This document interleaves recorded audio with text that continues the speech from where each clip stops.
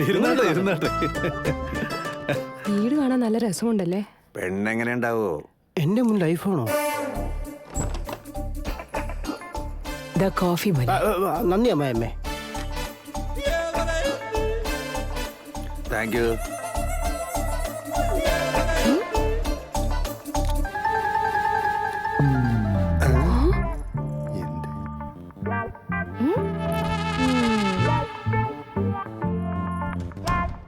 നമുക്കങ്ങ് പറഞ്ഞാലോ? വേണ്ട, കല്യാണം കഴിയുമ്പോ അവര് മനസ്സിലായിക്കോളും നമ്മുടെ മകന്റെ കഴിവ് എന്താണെന്നുള്ളത്. ഡാഡി ഇതും വിടൂല അല്ലേ? ഇത് കൊള്ളാലോ. എന്തിനാ ഇനി ഇവിടെ നിൽക്കുന്നേ? മോളെ വിളിച്ചോണ്ട് പോ. ആയിക്കോട്ടെ. വിളിച്ചോണ്ട് വരുവേ. ഈ സ്വഭാവം നിന്റെ വീട്ടിൽ ആർക്കെങ്കിലും ഉണ്ടോടി? നിങ്ങളുടെ അച്ഛനുണ്ടല്ലോ.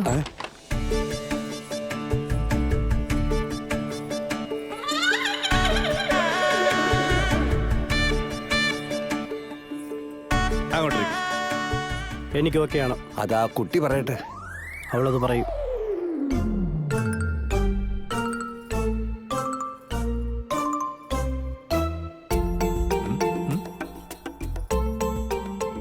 എടേ, എന്താ നോക്കുന്നേ? ഞാൻ ഫോൺ എടുത്ത് എവിടെ വെച്ചെന്ന് എനിക്കറിയില്ല. നീ അത്ര പെട്ടെന്നൊന്നും മറക്കുന്ന കൂട്ടത്തിലല്ലല്ലോ. കളിയാക്ക അല്ല, റൊമാൻസ്. നിങ്ങൾ എന്ത് സംസാരിച്ചോണ്ടിരിക്കുന്ന തോന്നണേ? എന്റെ അടുത്ത് എന്തെങ്കിലും ചോദിച്ചെങ്കിൽ എന്നോട് വേണമെങ്കിലും ചോദിക്കാം.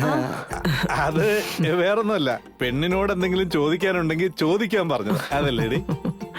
ഓ ആ ചോദിച്ചോടാ. ഒരു പാട്ട് പാടാൻ പറയട്ടെ? എന്റെ അടുത്തല്ല, ആ പെൺകുട്ടിയോട് ചോദിക്കേ. നിങ്ങൾക്ക് പാട്ട് പാടാൻ അറിയാമോ? അച്ഛാ, സ്ഥിരം ചോദ്യം. മോനെ, പുതിയതായിട്ട് എന്തെങ്കിലും ചോദിക്കേ. നിങ്ങളുടെ ഹോബീസ്? അച്ഛാ, വീണ്ടും സ്ഥിരം ചോദ്യം. എടാ, പുതുമയുള്ള എന്തെങ്കിലും ഒന്ന് ട്രൈ ചെയ്യടാ. പക്ഷെ എന്റെ ചേക്കൻ പുതിയതായിട്ട് ഒന്നും ട്രൈ ചെയ്യാറില്ല. പക്ഷെ പഴയത് എന്തെങ്കിലും കിട്ടിയ പുതിയതായിട്ട് ഒന്നുകൂടെ ട്രൈ ചെയ്യും. ഇപ്പോഴാണ് പുതിയതായിട്ടൊന്ന് ശ്രമിച്ചത്, അതിലും വിജയിച്ചു. ഇവനാണ് ആദ്യം ചികിത്സിക്കേണ്ടത്. നിങ്ങൾ പറയുന്ന ഒന്നും മനസ്സിലാവുന്നില്ല. ഞങ്ങൾക്കൊക്കെ അറിയാന്നേ, കുറച്ച് കഴിയുമ്പോ നിങ്ങൾക്കും അതൊക്കെ മനസ്സിലാകുന്നേ. നിങ്ങൾക്ക് അതെല്ലാം വരുമോ? എന്നുവെച്ചാ പാചകം അറിയാവോ? അച്ഛാ, എല്ലാ സ്ഥിരം ചോദ്യങ്ങൾ തന്നെയാ. അതെ, എന്റെ ഫോൺ എവിടെ വെച്ചെന്നറിയാം. ഓ, നീ ഇവിടെ എവിടെങ്കിലും മറന്നു വെച്ച് വേണം. ചെറുക്കന്റെ വീട്ടുകാരൊന്ന് പോട്ടെ, എന്നിട്ട് നമുക്ക് തപ്പിയെടുക്കാം. എന്തൊക്കെ നിങ്ങൾ പറയുന്നുണ്ടല്ലോ, ഞങ്ങളോട് ചോദിച്ചാ പറയില്ലേ? എന്നോട് വേണേലും ചോദിക്കാൻ കേട്ടോ. അത് വേറൊന്നുമല്ല, ഇവരോട് ഇപ്പൊ എന്താ പറയാ? എന്തെങ്കിലും പുതിയതായിട്ടൊന്ന് ചോദിക്കുമോ? ഓ, ഇപ്പോഴും പഴയ സ്ഥിതിയല്ലേ മോനെ? എന്തെങ്കിലും പുതിയതായിട്ട് ചോദിക്കാൻ. നിങ്ങൾക്ക് കൊറോണ വന്നിട്ടുണ്ടോ? മോശം ചോദ്യം. I accept. ഒരു കണക്കിന് ശരിയാ. ഫോൺ നീ തീർന്നടാ.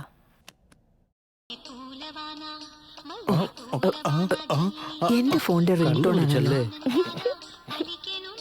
അതെ, എന്റെ ഫോൺ അവിടെ. അയ്യോ, അത് ായിരുന്നോ? നീ പറഞ്ഞു വിടുന്നില്ല. എന്താ ഇതൊക്കെ? അതുകൊണ്ടാണ് എന്റെ അടുത്ത് ചോദിച്ചുടനെ പല പ്രാവശ്യം ഞാൻ നിങ്ങൾക്ക് ഹിന്റ് തന്നത്. ഹിന്റോ? ആ, എന്റെ മോൻ ഒരുപാട് സ്വത്തുണ്ടെന്നുള്ളത് നിങ്ങൾക്ക് അറിയാവുന്നതല്ലേ? അറിയാങ്കി ആ, അതിന്റെ കൂടെ ഇങ്ങനെ ചെറിയൊരു ഹാബിറ്റ് കൂടി ഉണ്ട്. എന്താ അത്? എന്റെ മോൻ എവിടെ പോയാലും ഓർമ്മയ്ക്കായിട്ട് എന്തെങ്കിലും ഒരു സാധനം എടുത്തോണ്ട് വരും. അത് ശരി, പെണ്ണ് കാണാൻ വന്ന വീട്ടിൽ നിന്നോ? പെണ്ണ് കാണാൻ പോയാലെന്താ, ഒരു ചായക്കടയിൽ പോയാൽ പോലും ഒരു ടീസ്പൂണെങ്കിലും എടുത്തോണ്ട് വരാതിരിക്കില്ല. ഓർമ്മ കാത്തു സൂക്ഷിക്കുന്ന മോൻ. ഇവന്റെ ഈ സന്തോഷം കാരണം ഞങ്ങളുടെ വീട്ടിലെ 2 റൂം ഫുള്ളായിരിക്കുക. എന്തോ 2 റൂം ഫുള്ളായോ? 2 റൂം മാത്രമല്ല, പുതിയൊരു ഷെഡും കൂടി ഉണ്ടാക്കാനുള്ള തീരുമാനത്തിലെടുത്തിരിക്കുക. നല്ല കുടുംബം. നിങ്ങൾ എന്തായാലും ഞങ്ങളെ മനസ്സിലാക്കിയല്ലോ, അത് മാത്രം മതി ഈ ഞങ്ങൾക്ക്. ശീലത്തിന്റെ പേരെന്താണെന്നറിയോ? എന്താ പേര്? ക്ലെപ്റ്റോമാനിയ. മലയാളത്തിൽ പറഞ്ഞ മോഷണം. എന്റെ മോന്റെ കയ്യിലെ ഭാഗ്യരേഖ. എഴുന്നേറ്റ് പോടാ കള്ളനാറി. നിക്ക്, എന്താണ് നിങ്ങളുടെ സംസാരത്തിലൊരു മാറ്റം? ഇതെന്റെ ഒരു ഹോബിയാണോ? ഇതിലെന്താണ് തെറ്റ്? It's my memories.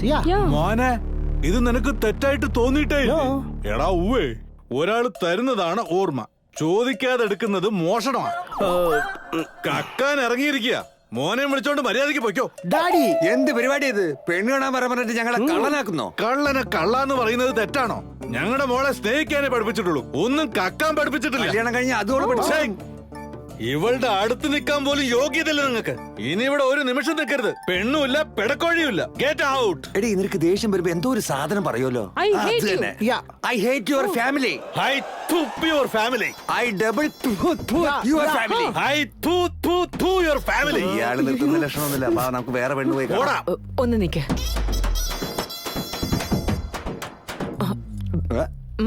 ഒരു സ്പൂൺ പോലും തരാത്ത ഫാമിലി. ഇതൊന്നും നമുക്ക് ശരിയാവൂലടോ. അത് കറക്റ്റാ.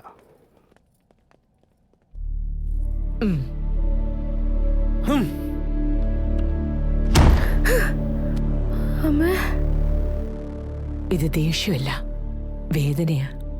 ഇത് പങ്കിട്ടാൽ മാത്രമേ വേദന തീരൂ. കുറച്ചു നേരം സമാധാനമായി അവിടെ ഇരിക്കട്ടെ.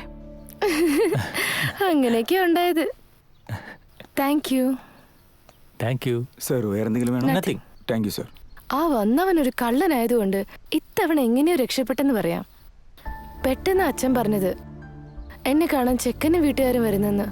എന്തോ ഭാഗ്യത്തിന് അങ്ങനെ നടന്നുകൊണ്ട് ഇത്തവണ കഷ്ടിച്ച് രക്ഷപ്പെട്ടു. എന്നാ അങ്ങനെ എപ്പോഴും നടക്കണമെന്നില്ല. ഇങ്ങനെ പേടിച്ച് പേടിച്ച് ജീവിക്കുന്നതിനേക്കാൾ നല്ലത് നമുക്ക് എവിടെയെങ്കിലും ഓടിപ്പോയി കല്യാണം കഴിക്കാം വിജയ്. പറ വിജയ്, നമുക്ക് എന്തെങ്കിലും ഒന്ന് ചെയ്യണ്ടേ? ആലോചിച്ചിരിക്കാതെ എന്തെങ്കിലും ഒന്ന് പറയേ. എന്ത് ചെയ്യാൻ പാടില്ലെന്ന് ആദ്യം മനസ്സിലാക്കിയ എന്ത് ചെയ്യണമെന്ന് നമുക്ക് തിരിച്ചറിയാൻ പറ്റും. എന്താ ചെയ്യാൻ പാടില്ലാത്തത്? പേടിക്കാൻ പാടില്ല. എന്ത് പ്രശ്നം ഉണ്ടായാലും പേടിച്ചോടാൻ പാടില്ല. എന്ത് വന്നാലും വീട്ടുകാർക്കെതിരെ തിരിയാൻ പാടില്ല. യുദ്ധം ഉണ്ടാവാൻ പാടില്ല, പക്ഷെ ജയം നമുക്ക് തന്നെ വേണമെന്ന് പറയുന്ന പോലെ ഉണ്ട്. അതെ, യുദ്ധം ഉണ്ടാവാൻ പാടില്ല, പക്ഷെ എന്തായാലും ജയിച്ചേ പറ്റൂ. അതൊക്കെ എങ്ങനെ നടക്കും Vijay? Chances are the mentors to make a path എന്നാണ് പറയാറുള്ളത്. എന്ന് വെച്ചാൽ കിട്ടുന്ന ചാൻസ് എല്ലാം നമ്മൾ മുഴുവനായിട്ട് ഉപയോഗപ്പെടുത്തണം. എങ്ങനെ? നമ്മൾ എപ്പോഴും ഒന്നായിരിക്കണം എന്ന് ഒരു തവണ തീരുമാനിച്ച പിന്നെ ആ തീരുമാനമായിരിക്കണം നമ്മൾ മുന്നോട്ട് നടത്തേണ്ടത്. അതാണ് നമ്മളെ ഗൈഡ്, അതാണ് നമ്മളെ മെന്റർ. നോക്കിയിരിക്കെ എന്താ നടക്കാൻ പോകുന്നതെന്ന്. ഹലോ, ആണോ? ഏത് ഹോസ്പിറ്റലില്? ഇതാ ഇപ്പൊ വരാം. എന്തു പറ്റി? രാമുവിന്റെ അച്ഛൻ സൂയിസൈഡ് ചെയ്യാൻ ശ്രമിച്ചു. അയ്യോ നിക്ക്, ഞാനും കൂടെ വരാം. വേഗം പോവാം. വാ പോവാം.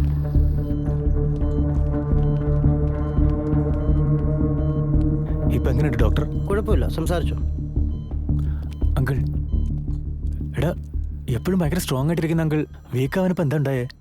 അച്ഛന് പണ്ടേ ഒരു വീട് വെക്കണമെന്നൊരാഗ്രഹം ഉണ്ടായിരുന്നു. അതിനുവേണ്ടി അവിടെ ഇവിടെയൊക്കെ കടം വാങ്ങി 1 കോടി മാറ്റി വെച്ചിരുന്നു. അതുമാത്രമല്ല 50 ലക്ഷം എവിടുന്നോ കടം വാങ്ങി ഒരു വസ്തുവും വാങ്ങിയിട്ടിരുന്നു അച്ഛൻ. എനിക്ക് പിന്നീടാണ് മനസ്സിലായത് ആ വസ്തു നമ്മുടെ പേരിൽ മാത്രമല്ല വേറെ ആളുടെ പേരിലും രജിസ്റ്റർ ആയിട്ടുണ്ടെന്ന്. രജിസ്റ്റർ ഓഫീസിൽ പോയപ്പോഴാണ് മനസ്സിലായത് അവർ പറ്റിക്കായിരുന്നെന്ന്. വസ്തു തന്ന ആളോട് ഞങ്ങൾ പോയി ചോദിച്ചപ്പോൾ അയാൾ പറയാ, ഞാനും നീയും തമ്മിൽ ഒരു ബന്ധമില്ല, നീ നിന്റെ പണി നോക്കുന്നു. എന്നാൽ പിന്നെ തന്ന കാശ് തിരിച്ചു ചോദിച്ചപ്പോൾ നിങ്ങൾക്ക് എന്തിനു തരണമെന്ന് പറഞ്ഞ് അവിടുത്തെ റൗഡികളെ വെച്ച് ഞങ്ങളെ അടിച്ചു. കോടിയും പോയി, വാങ്ങിയ ലാൻഡും പോയി, 50 ലക്ഷവും പോയി. ആ നാണക്കേട് കൊണ്ടാ ഇങ്ങനെയൊക്കെ ചെയ്ത്. പറ്റിക്കുന്ന ആൾക്കാരോട് എതിർത്ത് നിൽക്കാൻ വയ്യാതെ തോറ്റുപോയി ഞാൻ. കടക്കാരൻ മുമ്പിൽ നാണം കെട്ട് തല കുനിച്ച് നിൽക്കാൻ വയ്യാതാ എനിക്ക്. അങ്കിളുടെ പ്രശ്നം അവന്റെ പ്രശ്നമാണ്. അവന്റെ പ്രശ്നം എന്ന് പറഞ്ഞാൽ അത് എന്റെയും പ്രശ്നമാണ്. അവന്റെ പേരെന്താന്ന് പറ അങ്കിൾ. ഗാജുലു ഗംഗാധരൻ. കമ്പനി പേര് GGR ഡെവലപ്പേഴ്സ്. ഇത്ര മാത്രം മതി. അതിനിപ്പോ നമുക്ക് എന്ത് ചെയ്യാൻ പറ്റും? നല്ലൊരു കളി കളിച്ച് ഞെട്ടിക്കണം.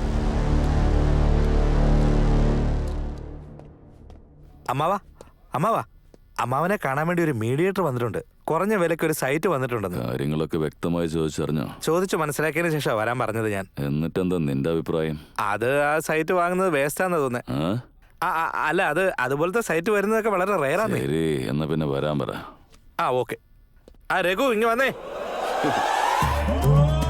നമസ്കാരം സാർ. നമസ്കാരം സാർ. എന്റെ പേര് Raghu, real estate broker. Sir time waste ചെയ്ത് വന്ന കാര്യം ഞാൻ പറയട്ടെ സാർ. സാർ ഇവിടെ അടുത്ത് ബൊട്ടാണിക്കൽ ഗാർഡന്റെ സൈഡിലായിട്ട് ഒരു 5 ഏക്കർ സ്ഥലമുണ്ട് സാർ. സാർ അത് എങ്ങനെ ഒരു 20 കോടി വരും സാർ? പക്ഷെ നമുക്കതൊരു 17 കിട്ടും. ലിറ്റിഗേഷൻ സൈറ്റ് ആണോ? അയ്യോ, അങ്ങനത്തെ ഒരു ലിറ്റിഗേഷൻ വരാനുള്ള സാധ്യതയേ ഇല്ല സാർ. കാരണം ഡബിൾ പ്രോഫിറ്റ് കിട്ടുന്ന വേറൊരു സംഭവം ഞങ്ങൾ ദുബായിൽ ചെയ്താ. ഇപ്പോൾ റെഡി ക്യാഷ് ഉള്ള ഒരാൾ വന്നാൽ നമ്മൾ റേറ്റ് കുറച്ച് കൊടുത്ത് അത് വിറ്റ് നമുക്ക് എല്ലാവർക്കും ഒരു ഗുണമുണ്ടാവുമെന്ന് ഓണർ പറഞ്ഞു. ഇതാണ് അയാൾ പ്രോഫിറ്റ് മാനേജ്മെന്റ് എന്ന് പറയുന്നത്. Profit management? ഇത് പുതിയതാണല്ലോ, ഞാനിതുവരെ കേട്ടിട്ടില്ലേ. എടാ പിന്നെ വലിയ വലിയ പ്രോഫിറ്റ് മാനേജ്മെന്റ് ഒക്കെ ഇങ്ങനെ അമ്മാവാ. കണ്ടില്ലേ, വാങ്ങുന്നതിന് മുമ്പേ 5 കോടി രൂപ ലാഭമാണ്. ഈ സൈറ്റ് യാതൊരു കാരണവശാലും വിട്ട് കളഞ്ഞാക്കല്ലേ. ശരിടാ, നീ പറഞ്ഞതൊക്കെ ശരിയാ. എനിക്കിപ്പോഴാ മനസ്സിലായത്. എന്താ അമ്മാവ? Profit management.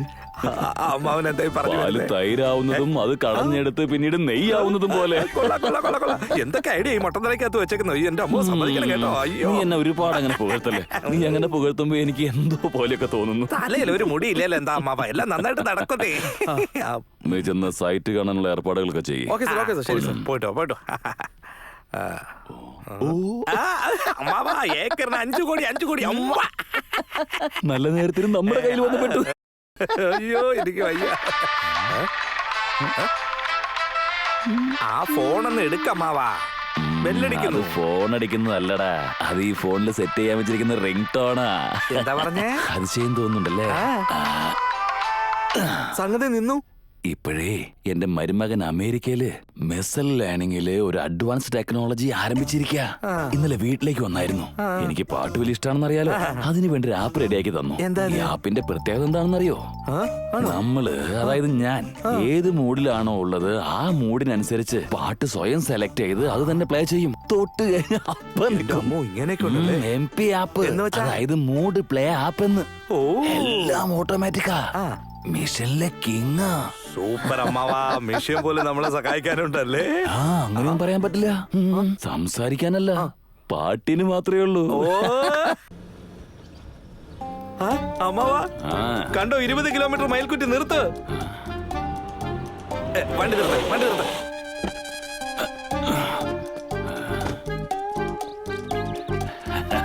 ഹലോ, ഒന്ന് നിക്കണേ. നിങ്ങള് പുതിയതായിട്ട് വന്ന MROയാ. ജോയിൻ ചെയ്തിട്ട് 3 ദിവസമേ ആവുന്നു. തോന്നി, ഗവൺമെന്റ് വണ്ടി കണ്ടപ്പോഴേ എനിക്ക് തോന്നി നിങ്ങൾ MRO ആയിരിക്കും. ഇതിനു മുമ്പ് മോഹൻ എന്ന് പറഞ്ഞൊരു സാറായിരുന്നു. അദ്ദേഹത്തിന് പകരല്ലേ നിങ്ങൾ ഇവിടേക്ക് വന്നത്? അതെ അതെ, അതിരിക്കട്ടെ. നിങ്ങൾ എന്നെ കുറിച്ച് ഞാൻ നിങ്ങളോട് പറഞ്ഞില്ലല്ലേ? അമ്മാവ, ഞാൻ പറയാം. ഇത് ഗംഗാധരൻ, എന്റെ അമ്മാവനാ കേട്ടോ. എലിസ്റ്റേറ്റ് കിങ്ങാ. കണ്ണാടി GGR കൺസ്ട്രക്ഷൻ എന്ന് പറഞ്ഞ വലിയ കമ്പനിയാ. അല്ല, സാർ ഇവിടെ വന്ന് എന്തിനാണെന്ന് ഇതുവരെ പറഞ്ഞില്ല. പറയാൻ മാത്രം ഒന്നുമില്ല. ഈ സൈറ്റ് വാങ്ങാൻ ആരോ വരുന്നുണ്ട്. അതിന്റെ കറക്റ്റ് റിപ്പോർട്ട് വേണമെന്ന് പറഞ്ഞ് ചക്രവർത്തി എന്നെ ഏൽപ്പിച്ചിരിക്കുക. അതിനുവേണ്ടി റീസർവേ ചെയ്യാൻ വന്നതാ. അപ്പൊ ശരി.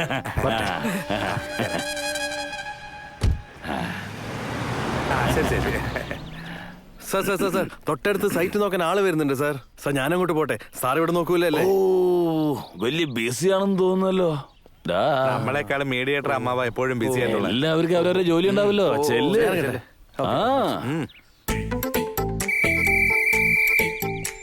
This land belongs to Dr. Dhanraj Chakravarti.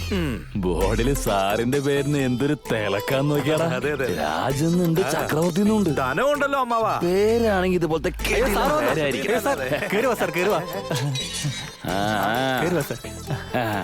നടക്കൂ സാർ, നടക്കൂ. സൈറ്റ് എന്തായാലും കൊള്ളാലോ. മൈതാനം പോലെ കിടക്കല്ലേ.